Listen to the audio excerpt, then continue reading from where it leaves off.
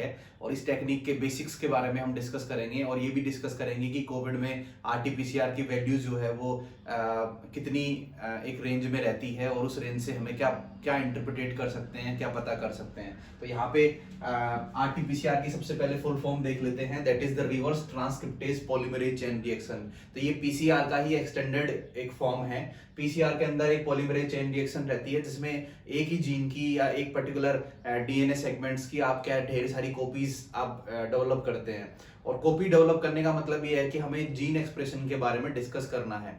तो बेसिकली होता ये है कि जो जीन्स आपकी बॉडी में ज्यादा एक्सप्रेस हो रहे होते हैं उन्हीं जीन्स के अंदर उनके अंदर जो पीसीआर एक्सप्रेशन है वो आपका हाई आता है। तो यहाँ पे आप देखोगे ऐसे कि रिवर्स ट्रांसक्रिप्टेज पीसीआर का मतलब भी ये है ऐसे कि नॉर्मल जो अपना प्रोसेस होता है बॉडी के अंदर वो ये रहता है कि डीएनए जो रहता है वो आपका एमआरएनए का फॉर्मेशन करता है और एमआरएनए फर्दर जाके फिर आपकी प्रोटीन का सिंथेसिस करता है। तो कोई भी जीन अपने आप को जीन्स का बेसिकली मतलब यही है, डीएनए पे जीन सिचुएटेड है आपके ऐसे, मतलब genes are the stretches of the DNA which give rise the functional mRNA। ये जीन्स की बेसिक डेफिनेशन होती है। These are the stretches of the DNA। DNA के छोटे छोटे टुकड़े होते हैं जो कि फंक्शनल mRNA का फॉर्मेशन करते हैं। यहाँ से आप देखोगे तो ये सारा प्रोसेस बेसिकली हमारी बॉडी में एवरी डे एवरी मोमेंट चलता रहता है। काफी सारे प्रोटीन्स हमारी बॉडी में कंटिन्यूअसली एक्सप्रेस होते रहते हैं और कुछ स्पेसिफिक प्रोटीन्स होते हैं जो जरूरत पड़ने पे ही एक्सप्रेस होते हैं। तो डीएनए के अंदर सारी इंफॉर्मेशन आपकी फिट रहती है, सारी इंफॉर्मेशन डीएनए में फीड रहती है और यहाँ से फिर आप एमआरएनए का फॉर्मेशन कर सकते हैं, उससे फिर प्रोटीन का फॉर्मेशन कर सकते हैं। तो अब देखते हैं कि आरटीपीसीआर का मतलब क्या है और उसमें हम करते क्या है बेसिकली ऐसे। तो नॉर्मल पीसीआर आप जनरली डीएनए से भी कर सकते हैं। तो DNA is A double stranded molecule. DNA के दो स्ट्रैंड इस तरीके से रहते हैं और इनके बीच में बेस पेयरिंग रहती है यहाँ पे ऐसे, और इस तरीके से यहाँ पे बेस पेयरिंग रहती है हमारे डीएनए में। तो डीएनए जो है जो दो स्ट्रैंड से मिलके बना हुआ है और इन दोनों स्ट्रैंड्स के बीच में इस तरीके से आपको बेस पेयरिंग मिल सकती है कि ये वाला स्ट्रैंड इस स्ट्रैंड से यहाँ से बेस पेयर से जुड़ा हुआ है। तो इसके तो इस तरीके से ये बेस पेयरिंग रहती है आपकी ऐसे। तो ये डबल स्ट्रैंडेड मॉलिक्यूल है और एमआरएनए जो रहता है वो आपका जनरली सिंगल स्ट्रैंडेड मॉलिक्यूल रहता है एमआरएनए। तो अब यहाँ पे आपको करना क्या है कि जनरली हम क्या करते क्या है कि आरटीपीसीआर के केस में आपके पास में एमआरएनए रहता है, डीएनए आपके पास में आरटीपीसीआर के केस में इनिशियली नहीं रहता। तो आप आरएनए आइसोलेट करते हैं। तो अब बात आती है कि हम आरटीपीसीआर में डीएनए आइसोलेट क्यों नहीं करते और उसके बाद में डायरेक्ट आरएनए आइसोलेट क्यों करते हैं। तो इसका मतलब यह है कि कोई भी प्रोटीन अगर बन रहा होगा आपकी बॉडी में ऐसे तो डेफिनेटली उसका एमआरएनए आपके पास में प्रेजेंट होगा और वो एमआरएनए फर्दर जाके क्या बनाएगा, आपका प्रोटीन बनाएगा। तो उस केस में एमआरएनए ही प्रोटीन बना रहा है। इसका मतलब जो भी प्रोटीन बन रहा है तो ऑन द मैक्सिमम प्रोबेबिलिटी ये है कि उसका एमआरएनए भी पहले क्या होगा, प्रेजेंट होगा। तो इसका मतलब ये है कि हम अगर कोई कार बना रहे हैं तो कार के छोटे छोटे पार्ट्स आपके पास में पहले प्रेजेंट होने चाहिए। तो वो पार्ट्स एक तरह से क्या है, एमआरएनए है। एमआरएनए आपके पास में इंफॉर्मेशन है, इसके अंदर इसकी फुल फॉर्म रहती है मैसेंजर आरएनए। तो मैसेंजर आरएनए के अंदर नाम से ही पता चल रहा है आपको कि ये मैसेंजर आरएनए है। तो इसका मतलब है इसके अंदर मैसेज फीड रहेंगे और ये सारे मैसेज जो है वो प्रोटीन का फॉर्मेशन फर्दर करेंगे और प्रोटीन ही आपकी बॉडी में फंक्शनल फॉर्म होती है कोई भी जीन एक्सप्रेशन की। तो ये जीन अकेला कुछ नहीं कर सकता अनटिल और अनलेस ये प्रोटीन का फॉर्मेशन करे या ना करे। कोई भी जीन अपने आप को एक्सप्रेस कैसे करता है, प्रोटीन फॉर्म करके। तो उसी तरीके से कोविड-19 का वायरस भी आपकी बॉडी में अगर उसका पार्ट अगर आपकी बॉडी में प्रेजेंट है आरएनए, तो इसका मतलब है कि यहां से वो प्रोटीन फॉर्म करेगा, लेकिन डायरेक्टली प्रोटीन वो फॉर्म नहीं कर सकता। उसको पहले क्या करना है, हमारी बॉडी की मशीनरी यूज करके पहले उसको इस एमआरएनए को किस में कन्वर्ट करना है, डीएनए में। और एमआरएनए से जो डीएनए बनते हैं उन डीएनए को अपन सिंपल डीएनए ना बोल के क्या बोलते हैं, कॉम्प्लीमेंट्री डीएनए। तो इस तरीके से इनको कॉम्प्लीमेंट्री डीएनए बोलते हैं। तो यहां से पहले हम जो कर रहे हैं कोविड-19 के केस में आरएनए आइसोलेट किया, आरएनए आइसोलेट करके उस आरएनए से सीडीएनए का फॉर्मेशन किया। अब सीडीएनए से आप क्या करेंगे, सीडीएनए जो है अब इस डीएनए से हम पीसीआर आराम से लगा सकते हैं। तो पीसीआर लगाने के लिए आपके पास में सीडीएनए आपका डबल स्टैंडर्ड होता है इस तरीके से और एमआरएनए आपका सिंगल स्टैंडर्ड होता है। तो जनरली पीसीआर जो रहती है आपकी ऐसे वो किस पे होगी, डबल स्टैंडर्ड डीएनए के ऊपर होती है। तो तो उस केस में आपको करना क्या है, एमआरएनए से सबसे पहले क्या बनाना है, डबल स्टैंडर्ड डीएनए बनाना है। सिंगल स्टैंडर्ड एमआरएनए से डबल स्टैंडर्ड डीएनए बनाना है। तो उस केस में यहां पे हम ऐसे लिख सकते हैं कि हम कर क्या रहे हैं बेसिकली,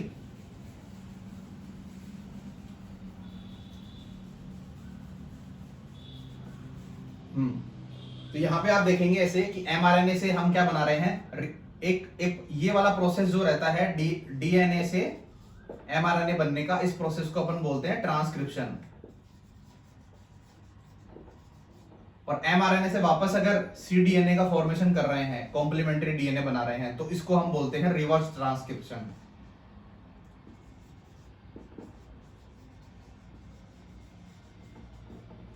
तो आरटीपीसीआर के अंदर रिवर्स ट्रांसक्रिप्शन ही यूज किया जाता है। और रिवर्स ट्रांसक्रिप्शन यूज करने के लिए आपको इस प्रोसेस को एमआरएनए से सीडीएनए बनाने के लिए एक एंजाइम यूज होता है बॉडी के अंदर और सेल्स में, और वो एंजाइम होता है आपका रिवर्स ट्रांसक्रिप्टेज एंजाइम। तो उसी के बेस पे ही इस पीसीआर का नाम क्या है, reverse transcriptase polymerase chain reaction. तो यहाँ पे आप देखेंगे कि एमआरएनए आपके पास में आ गया। जो मोस्टली जो वायरस है, मान लो कि वो आरएनए वायरस है ऐसे, तो डीएनए वायरस भी प्रेजेंट रहते हैं, लेकिन जैसे मोस्टली वायरस है वो आपके आरएनए है, उनमें जो जेनेटिक जो आपका वो रहता है, जेनेटिक कंपोनेंट जो रहता है वो आपका आरएनए रहता है, डीएनए नहीं रहता। तो उस केस में वो उनको अगर आपकी बॉडी में एक्सप्रेस करना है तो उनको क्या करना पड़ेगा, पहले उस एमआरएनए से पहले सीडीएनए बनाना पड़ेगा, और फिर इस सीडीएनए से वो वापस एमआरएनए बनाएंगे, एमआरएनए से प्रोटीन बनाएंगे। तो इस तरीके से वायरस की मशीनरी हमारी बॉडी में चलती है। अब वायरस के पास में खुद का कोई मेटाबॉलिज्म नहीं होता।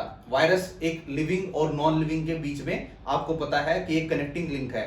वो अगर उसको कोई लिविंग मशीनरी मिली, यानी कि लिविंग थिंग के कांटेक्ट में आ गया, जैसे मेरी स्किन के कांटेक्ट में आ गया, तो वायरस लिविंग की तरह बिहेव करेगा। और अगर मान लो कि वो ऐसे ही किसी नॉन लिविंग चीज के आसपास टच में है, तो उस केस में वो क्या करेगा कि नॉन लिविंग की तरह बिहेव करेगा। तो virus is a connecting link between the living and non living. But यहाँ पे आप देखेंगे कि ये जो एमआरएनए है, तो वायरस करता क्या है, अपना आरएनए हमारी बॉडी की सेल्स में इंजेक्ट कर देता है, वहां से फिर रिवर्स ट्रांसक्रिप्टेज जो है उसकी हेल्प से एमआरएनए बनाता है, एमआरएनए से प्रोटीन बनाता है और हमें बीमार कर देता है।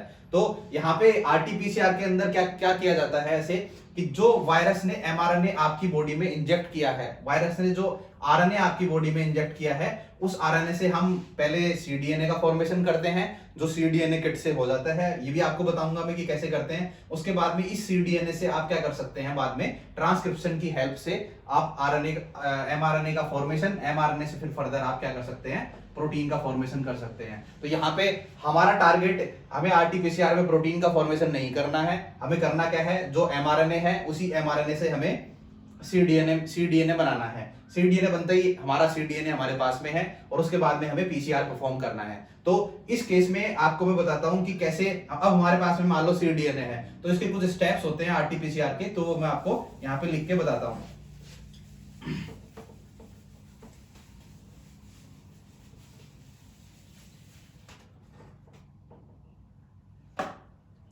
तो यहाँ पे आप देखिए, जैसे हमारे पास में क्या क्या है, हमारे पास में मान लो सीडीएनए है, हमने सीडीएनए बना लिया, जो आरएनए था उससे हमने सीडीएनए बना लिया। उसके अलावा जो आपका यहाँ पे सीडीएनए है ऐसे, उस सीडीएनए से आपको अब क्या करना है, सीडीएनए बनाने में किस किस की हेल्प लगी थी, हमने रिवर्स ट्रांसक्रिप्टेज एंजाइम की हेल्प ली थी, तो उसको हम आरटी एंजाइम बोलते हैं।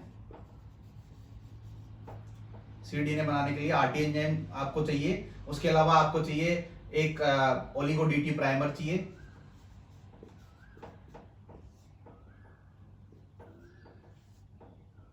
और उसका बफर चाहिए, क्योंकि सारे एंजाइम्स किस पे काम करेंगे, एक पर्टिकुलर बफर पे काम करेंगे।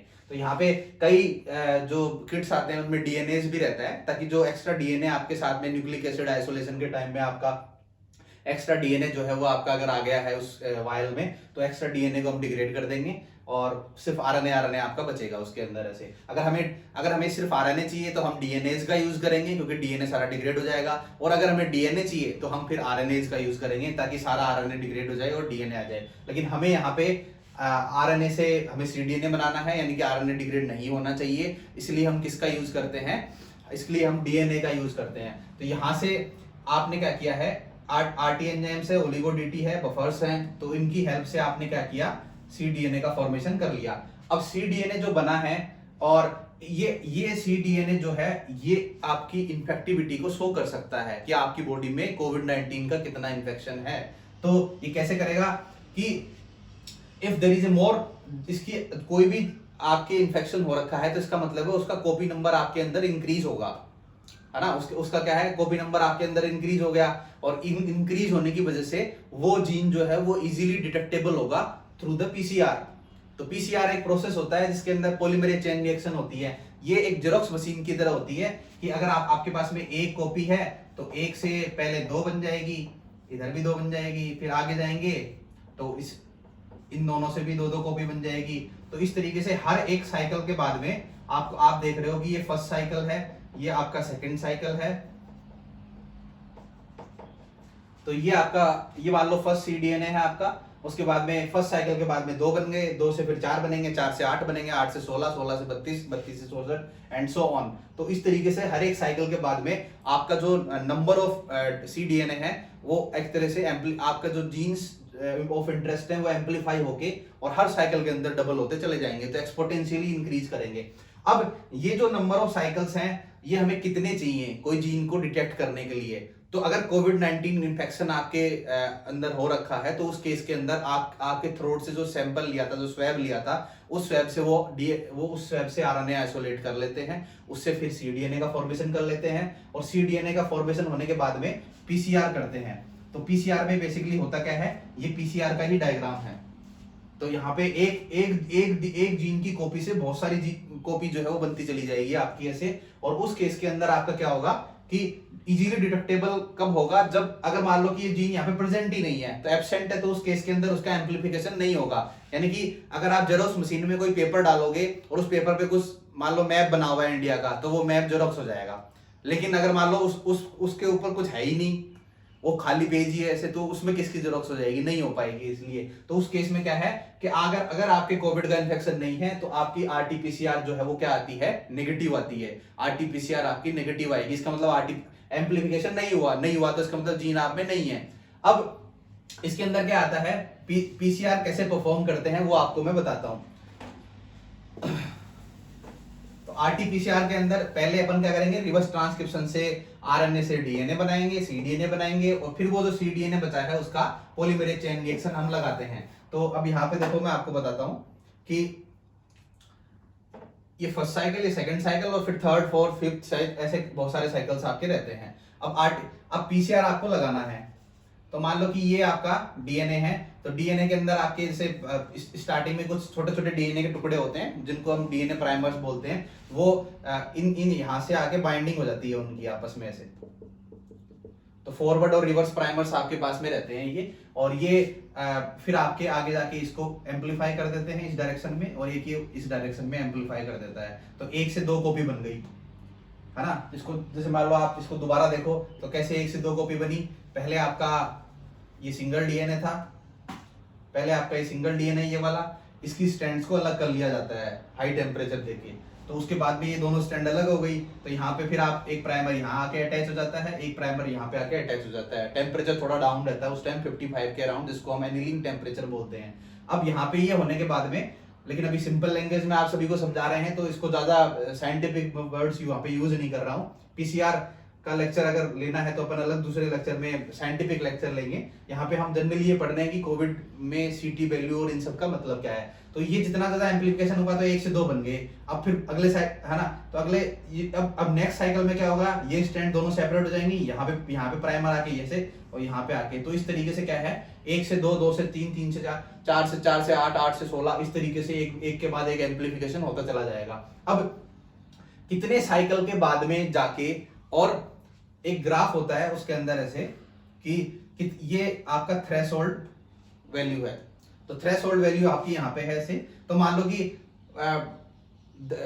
20 साइकिल के बाद में 20 बार, एक बार ये किया, दो बार ये किया, तीसरी बार ये किया, तो 20 साइकिल्स के बाद में, और ये मान लो यहाँ पे 20 है, यहाँ पे 10 है, यहाँ पे 30 है और यहाँ पे 40 है। तो 20 के बाद में मान लो ये वैल्यू इसको टच कर गई, तो इसका मतलब है कि सीटी वैल्यू आपकी कितनी आएगी, 20 आएगी। मतलब 20 सीटी का मतलब ये रहता है, सीटी वैल्यू का मतलब ये रहता है आपका साइकिल थ्रेशोल्ड। तो साइकिल थ्रेशोल्ड है, यानी कि कितने साइकिल आपको इस थ्रेशोल्ड लिमिट यानी कि डिटेक्टेबल लिमिट को क्रॉस करने के लिए चाहिए। तो यहाँ पे आपकी अगर मान लो 20 के आसपास सीटी वैल्यू आ रही है तो इसका मतलब है कि ये 20 साइकिल के बाद में ही आपका जो कोविड का जो जीन है वो आपके डिटेक्ट हुए हैं, इसका मतलब है कि आप कोविड क्या हो, पॉजिटिव हो। बट मान लो जैसे जैसे कोविड का इन्फेक्शन आपके ड्यूरेशन में बढ़ता जाता है, इंक्यूबेशन वगैरह ऐसे, तो उस केस में आप क्या देखेंगे कि ये जो सीटी वैल्यू है आपकी इंप्रूव होती जाती है। इसका मतलब है कि कोविड का जो इन्फेक्शन है आपकी बॉडी में से वो घटता चला जा रहा है। और जनरली क्या करते हैं 35 से लेके 40 के आसपास अगर ये वैल्यू आ रही है तो उस केस के अंदर फिर उसको हम क्या मानते हैं कि ये कोविड नेगेटिव है, आरटीपीसीआर नेगेटिव है। तो उस केस के अंदर नॉर्मली जो अभी आजकल इन्फेक्शन चल रहा है उसमें आपके 20 से 30 के बीच में और इसकी वैल्यूज आ रही हैं। ऐसे कुछ पर्सन ऐसे भी है जिनमें ज्यादा इन्फेक्शन है, तो यहाँ पे वो 15 और 12 10 के आसपास भी आ रही हैं ऐसे, तो ये आपके इन्फेक्शन को शो करता है। तो ये आपके क्या है, ये साइकिल है इस साइड में ऐसे, और ये एक्सप्रेशन है, नोटेबल एक्सप्रेशन। तो उस केस के अंदर आप क्या देखेंगे कि अगर थोड़ा थोड़ा अगर ये बढ़ता चला जा रहा है, इसका मतलब है कि आपका कोविड ठीक हो रहा है और आप थोड़े थोड़े नेगेटिव हो रहे हैं, नेगेटिव की तरफ बढ़ रहे हैं, अगर आप इस तरीके से बढ़ रहे हैं तो। और अगर आपकी वैल्यू अगर बार बार पॉजिटिव आ रही है तो उसका मतलब है कि इन्फेक्शन आपकी बॉडी में फैला हुआ है। तो यहाँ पे हमने ये देख लिया कि सीटी वैल्यू का मतलब क्या है। अब हम सिंपल वे में इसका इंटरप्रिटेशन जो है वो मैं यहाँ पे लिख देता हूँ ताकि आपको वो देखने में समझने में आसानी हो। तो जैसे मान लो कि आपके साइकिल जो है, साइकिल सीटी वैल्यू आपकी जैसे मान लो 15 से 20 के बीच में आई ऐसे, तो इसका मतलब है कि आपके मोर इन्फेक्शन है। अगर आपकी 20 से 30 के बीच में आई तो आपके मॉडरेट इन्फेक्शंस हैं, और अगर आपके 30 से लेके और 35 से 40 के बीच में, 35 से 40 के बीच में आते हैं तो आपको वो सीटी वैल्यू देते नहीं है। उस केस में वो नेगेटिव लिख के दे देते हैं डायरेक्टली ऐसे। तो ये इंटरनेशनल स्टैंडर्ड्स हैं। कुछ लोग 40 से ऊपर को सीटी वैल्यू को वो नेगेटिव मानते हैं, कुछ लोग 35 से ऊपर को नेगेटिव मानते हैं। तो वो आपके जो भी आपको रिपोर्ट मिली होगी उसके अंदर आपको वहां पे वो शो करके रखेगा। तो इसका मतलब है कि 35 से ऊपर होते ही जनरली अपन क्या मान लेते हैं कि ये पर्टिकुलर जीन या ये पर्टिकुलर जो जिस जीन की अपन पीसीआर लगा रहे हैं, जिसको हम ढूंढने की कोशिश कर रहे हैं शरीर में, वो हमारे क्या है, नेगेटिव है। तो अब हमें पता चल गया कि रिवर्स ट्रांसक्रिप्टेज पीसीआर है क्या। इसके अंदर सबसे पहले आपको क्या चाहिए, आपका स्वैब ले लिया जाता है, उस स्वैब से और वो आरएनए आइसोलेट करते हैं। उस आरएनए से पहले सीडीएनए का फॉर्मेशन करेंगे और उस सीडीएनए को फिर क्या करेंगे, उस सीडीएनए से पीसीआर लगाएंगे। तो आरटी से यानी कि रिवर्स ट्रांसक्रिप्टेज जो है वो आपको क्या देगा, ये हमें देगा सीडीएनए बना के। और उसके बाद में पीसीआर जो है वो नॉर्मल एंजाइम्स वगैरह जो हम करते हैं उसके ऊपर करते हैं, और ये आपको देगा, उस आइडेंटिफाई करके देगा कि आप पॉजिटिव हो या नेगेटिव हो। तो इसके अंदर तो आरटीपीसीआर में 2 प्रोसेस इन्वॉल्व रहते हैं। एक आपका रिवर्स ट्रांसक्रिप्शन प्रोसेस रहता है, दूसरा आपका रहता है पॉलीमरेज चेन रिएक्शन ऐसे। तो ये बेसिक सा लेक्चर था जिसके ऊपर तो आपको बस ये याद रखना है कि मॉडरेट वैल्यूज आपकी कब है, और ज्यादा इन्फेक्शन अगर 15 के अराउंड आपकी वैल्यूज आ रही है तो इजीली डिटेक्टेबल आपका क्या है, इन्फेक्शन है। तो उस इन्फेक्शन की वजह से क्या होगा, आपकी जो बॉडी है उसके अंदर आपको एडवर्स इफेक्ट जो उसके देखने को मिलेंगे। बट इसका मतलब ये नहीं है कि अगर किसी की सीटी वैल्यू मान लो कि 30 के आसपास आ रही है, 20 से 30 के बीच में और 15 से 20 के बीच में, तो आप उसको जाके डीमोरलाइज कर दो कि आपकी वैल्यू तो बहुत कम आ रही है सीटी वैल्यू, इसका मतलब है कि आपकी इन्फेक्शन ज्यादा है, आप सही नहीं होंगे। ऐसा बिल्कुल भी नहीं है। कुछ लोग ऐसे भी होते हैं जो 20 से 30 के बीच में भी एंड में जाके कोलैप्स कर जाते हैं। कुछ लोग ऐसे होते हैं जो 12-11 से लेके भी सीटी वैल्यू इंप्रूव होके 12-15 दिन में वो आपका एक तरह से नेगेटिव हो जाते हैं। तो ये आरटीपीसीआर के बारे में था ऐसे। तो इसको आजकल काफी यूज किया जा रहा है, तो इसके ऊपर ये लेक्चर हमारा यहाँ तक है।